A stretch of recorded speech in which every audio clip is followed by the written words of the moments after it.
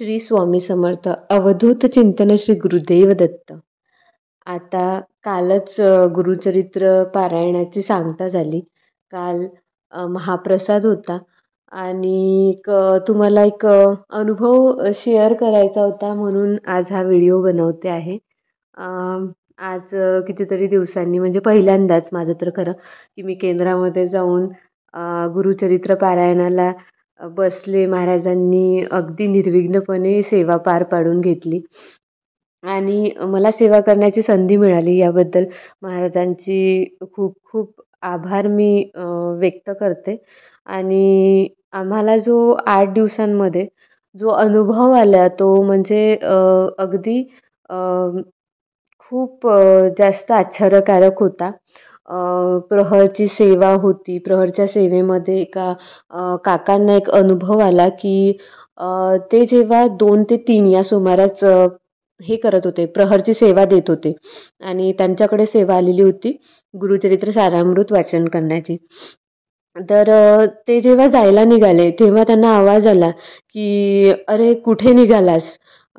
तर त्यांनी वळून बघितलं आणि परत ते आपल्या स्थानाजवळ आले. तर म्हटले, "अरे जातो आहेस का?" तर मग ते पुन्हा वाचायला बसले आणि वाचताना मग ते हळूहळू वाचत होते, कारण त्यांना म्हणजे जायचं पण होतं. तर लगेच आवाज आला त्यांना, की "मोठ्याने वाच." तर असा त्यांचा अनुभव आला आणि साक्षात महाराजांचं चित्र त्यांच्यासमोर दिसलं. तर हा अनुभव त्यांनी सगळ्या सेवेकरांना हे केला, शेअर केला. तर म्हणजे तेव्हा जाणवलं नाही, पण त्यांनी शेवटच्या दिवशी आम्हाला सगळ्यांना सांगितलं. तर तेव्हा आम्हाला वाटलं, की खरंच आमची सेवा महाराजांपर्यंत पोचलेली आहे आणि सगळ्या भक्तांची सेवा महाराजांनी स्वीकार केलेली आहे. आपणही त्यात सहभागी आहो याचा खूप आनंद झाला. आणि तुम्ही जर गुरुचरित्र पारायण जर केलं असेल तर खरंच तुम्ही खूप भाग्यवान आणि नशीबवंत आहात, की आपल्याला ही सेवा करण्याची संधी आपल्याला मिळाली. महाराजांनी ती संधी आपल्याला घेतली.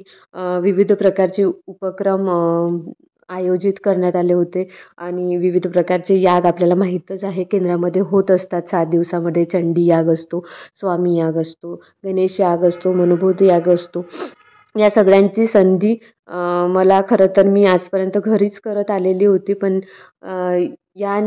म्हणजे यावर्षी इच्छा पण होती आणि महाराजांची पण अशी इच्छा होती, की मी करावे. तर असा खूप चांगला अनुभव आला. आणि दुसरा अनुभव एका ताईला आला, की त्यांनी प्रत्यक्ष होमकुंडामध्ये स्वामींनी त्यांना दर्शन दिले अग्निरूपामध्ये. अगदी प्रतिमा रेखाटलेली. त्यांनी त्याचा स्क्रीनशॉट पण पाठवलेला आहे. मी तो तुम्हाला पण शेअर करेल स्क्रीनवरती. तर असे अगदी छोटे-छोटे अनुभव आलेले आहेत. आणि आम्ही दोघीजणी होतो बसायला. तर आम्हाला तर अगदी छोटे-छोटे अनुभव आले. आता म्हणजे असं आमचं ऑफिस एकदम स्ट्रिक्ट असतं. पण ॲक्च्युली या 7 दिवसांमध्ये आम्ही वेळेवर हजर न राहून पण आम्हाला कोणी बोललं नाही. तर अशा प्रकारचे आम्हाला महाराजांनीच एक प्रकारे सांभाळून घेतलं आणि सगळं करून घेतलं. आणि शेवटी शेवटच्या दिवशी महाप्रसाद होता. तर अगदी असं कुणीतरी हरवल्यासारखं वाटत होतं, की आता आपल्याला इथून जावं लागेल. आता सगळ्यांचे रुटीन आपापले लागतील. तर असं एकदम असं जशी माहेरी जाते निघून मुलगी, अगदी त्याप्रकारे सुनं-सुनं वाटायला लागलं होतं. तर हा आपल्या सगळ्यांचाच अनुभव असेल कदाचित. तसे पण स्वामी महाराज आपल्याला छोट्या-छोट्या कृतींमधून चमत्कार दाखवत असतात. परंतु अ, काही गोष्टी अशा असतात, की आपण त्याकडे लक्ष देत नाही. त्यामुळे आपल्याला ते जाणवत नाही. परंतु अशा छोट्या-छोट्या गोष्टी असतात, की त्यामध्ये आपली महाराज आपल्याला मदत करत असतात. दत्तमार्गात येणं हेच मूळ जीवात्म्याच्या भाग्याचं लक्षण. याची सुरुवात कुठल्यातरी चमत्काराने, पुस्तक वाचनाने अथवा आसपासच्या कोणीतरी दत्तस्थानातील दिलेल्या प्रसादाने होते. म्हणजे माझ्यासोबत पण असं झालं, की मी जेव्हा स्वामी सेवेत आली तेव्हा मी असंच केंद्रामध्ये जाऊन म्हणजे जात होती.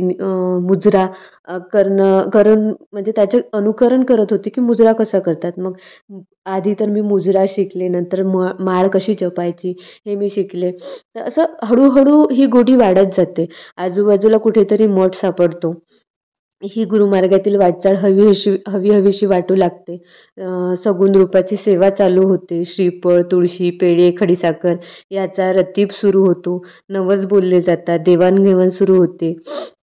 अ, तर हे असं खूप काळ चालते आणि प्रापंचिक ऐश्वर्य पण आपल्याला लाभतं आणि यापुढे जाऊन आर्तता, गुरुप्राप्तीची तळमळ जर भक्ताच्या हृदयात आली तर मग गुरु भक्ताला वेगळ्या मार्गावर घेऊन जातो.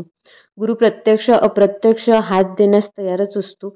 मग या निर्गुण मार्गावर काही विशिष्ट टप्प्यांवर काही दिव्य आत्मे ते सिद्ध पुरुष भक्तास येतात. तिथून सुरू होतो साधकाचा सगुणाकडून निर्गुणाचा प्रवास. जेथे काथ्याकूट नाही, अवडंबर नाही, साधनांची, पैशाची, गादीची गरज नाही. गरज फक्त आत्मसमर्पणाची आहे. थोड्याशा वेळेची आणि नामस्मरणातील एकरूपतेची आहे. हे अनुभवणं खूप आनंददायी आहे आणि आश्वासक पण आहे. आणि म्हणूनच आपण सेवेकरी त्याला म्हणतो, जो आपला वेळ देण्यास तयार असतो, जो कष्ट करायला तयार असतो, जो गुरूंच्या सेवेस नेहमी तत्पर असतो आणि प्रत्येक घरात गुरुला पोहोचण्यासाठी अ, तत्पर असतो. तर त्याला आपण सेवेकरू म्हणतो. तर सगळ्यांनाही नम्र विनंती आहे, की आपणही सेवेचा लाभ घ्या आणि प्रत्येक घरात महाराजांना पोचवा.